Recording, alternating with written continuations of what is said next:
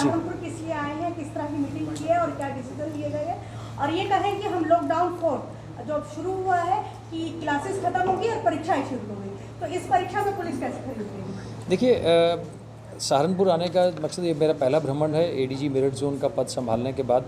मैंने एसएसपी सभी जोन के सभी एसपीज़ एसएसपीज़ की मीटिंग की थी और अब मैं जनपदों का भ्रमण कर रहा हूँ। इससे पहले मैं मुजफ्फरनगर जनपद में गया था, अब सहारनपुर में आया। तो मेन मकसद था गेस्टेड ऑफिसर्स के साथ बैठ के उनके कार्यक्षेत्र के बारे में, उनके यहाँ की स्थिति के बारे में, प्लस उनके हिसाब से कि अगले 3 माह में उनके क्षेत्र में क्या आंकलन है उनका कानून व्यवस्था के संबंध में, अपराध के संबंध में, उसके अतिरिक्त कोविड का जो एक बहुत बड़ा चैलेंज है, जैसा कि आपने स्वयं कहा कि अब व्यवस्था जो है उसमें कोविड संक्रमण का भी खतरा है, पब्लिक का आवागमन भी है, इकोनॉमिक एक्टिविटी भी शुरू हो गई है। तो ये एक बहुत बड़ा चैलेंज है जिसको हमें एक नई रणनीति के साथ इसका सामना करना पड़ेगा। उसी के संबंध में यहाँ पे चर्चा हुई और एक कुछ चीज़ें, जैसे आपके ही एक मित्र ने कहा कि इस तरह की घटनाएं छिनैती या उसकी हो सकती हैं, बिल्कुल हो सकती हैं इकोनॉमिक कारणों की वजह से।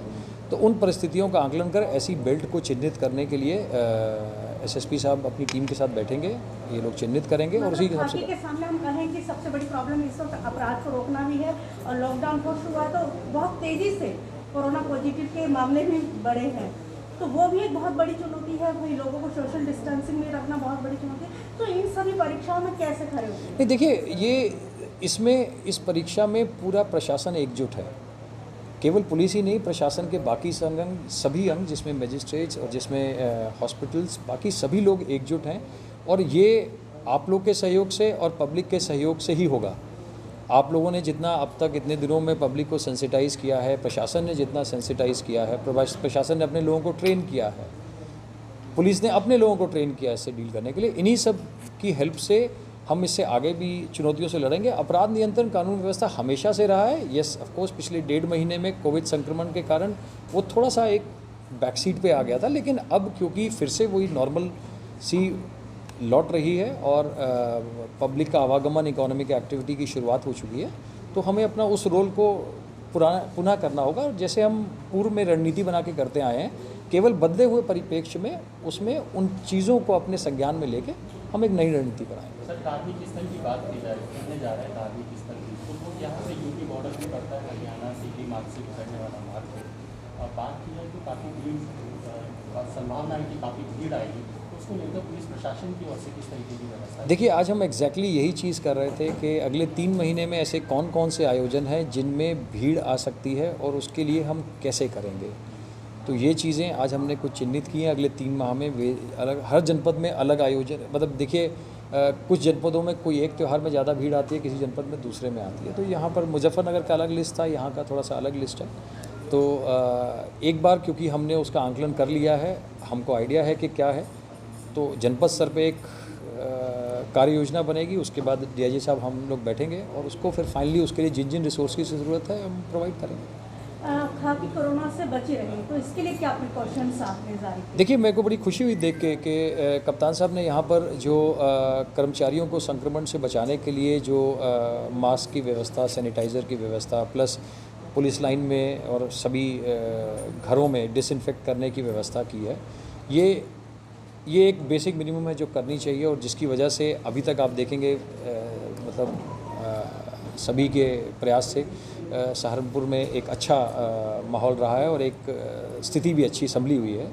तो ये भी आगे निरंतर जारी रहेगा और इसमें और चीज़ें जो और जनपदों में अच्छी हो रही हैं वो अगर यहाँ पे भी इम्प्लीमेंट कर सकते हैं हम ज़रूर करेंगे। सर, अगर मास्क और सैनिटाइजर की बात की जाए, लगातार बोला जा रहा है कि मास्क और सैनिटाइजर साथ यूज़ करें, इस्तेमाल करें, एक बाइक पर नहीं होना है, उसको लेकर एक अभियान भी लगातार चलाया जा रहा है। कब तक चलता रहेगा और अभी तक कितना चला सकते हैं? देखिए, ये संख्या तो मैं ऑफ हैंड मेरे पास अवेलेबल नहीं है, आप रात तक पूछेंगे तो मैं बता दूंगा। लेकिन एक चीज़ इसमें ज़रूर है कि शासन के जो गाइडलाइंस कल आए हैं वो बड़े स्पष्ट हैं और उन स्पष्ट गाइडलाइंस के अनुरूप सभी जनपदों के पास निर्देश हैं, उनमें उसमें कार्रवाई करनी है।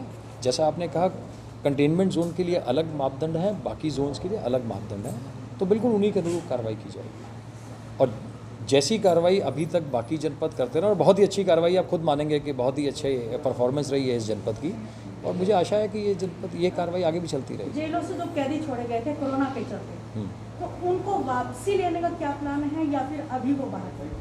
देखिए, ये एक इस डोमेन के बाहर का विषय है, लेकिन एक चीज़ है कि इसमें जो हैबिचुअल ऑफेंडर्स हैं उनकी सख्त निगरानी तब तक की जाएगी जब तक वो बाहर हैं। ये चीज़ इस जनपद में पहले से ही ये लोग चिन्हित कर चुके हैं कि ऐसे कौन लोग हैं जो हैबिचुअल अपराधी हैं, जो आगे चल के दिक्कत कर सकते हैं, अपराध को बढ़ावा देने में या किसी और इस दौरान में अपनी शर्तों का उल्लंघन करने में कर सकते हैं। उनकी ये चिन्हीकरण कुछ हद तक कर चुके हैं, तो यदि चिन्हीकरण हो गया तो उनके ऊपर निगरानी भी की जाएगी। कुछ पुलिसकर्मी द्वारा जैसे लॉकडाउन में रहा है, कोई दंगाई मारती है, कुछ पुलिस की छवि को खराब करते हैं कुछ पुलिसकर्मी, उनके लिए क्या गाइडलाइन है? लोगों में दहशत देखी गई है, कुछ दुकानदार भी इस बात को लेकर विरोध करते हैं, राहगीर को चक्के में डंडा मार देते हैं, उसके क्या आपने?